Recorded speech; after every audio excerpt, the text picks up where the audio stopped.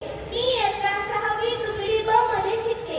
आज मी तुम्हाला एक बोधकथा सांगणार आहे. त्या बोधकथेचे नाव आहे फुटलेला माठ. एका गावामध्ये एक माळी राहत असतो.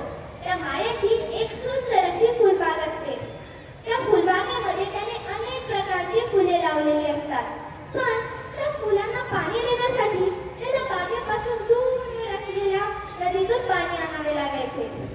नदीतून पाणी आणण्यासाठी त्याच्याकडे एक कावड होती. त्या कावडीच्या दोन्ही बाजूंना तो एक एक माठ अडकवत असे व त्यामध्ये पाणी भरून आणत असे. त्या दोन्ही माठांपैकी एक माठ हा चांगल्या स्थितीत होता व दुसरा माठ थोडासा फुटलेला होता. चांगल्या स्थितीचे माठ फुटलेल्या माठाला नेहमी खिजवत असे, तू काहीच कामाचा नाहीये, तू फुटलेला आहे. फुटलेल्या माठालाही नेहमी वाईट वाटायचे. आपल्यामुळे माळी दादाची मेहनत वायाला जाते. आपल्यामुळे माळी दादाला नेहमी अर्धेच पाणी मिळते. एके दिवशी माठाला राहवलेच नाही. तो माळी दादाकडे गेला आणि त्याला म्हणाला, माळी दादा, मला क्षमा कर. माझ्यामुळे तुझी मेहनत वायाला जाते. माझ्यामुळे तुला नेहमी निम्मेच पाणी मिळते.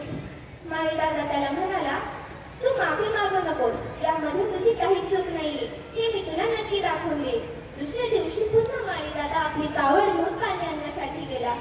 वाटेत परत येताना माळी दादा माठाला म्हणाला, मित्रा, आता जरा खाली पहा. तुला काय दिसतंय, सांग बघू मला. माठ म्हणाला, मला खूप सगळी रंगबिरंगी फुले दिसतायत. माळी दादा त्याला म्हणाला, मित्रा, तू फुटलेला आहे. तुझ्यानं पाणी सांडते.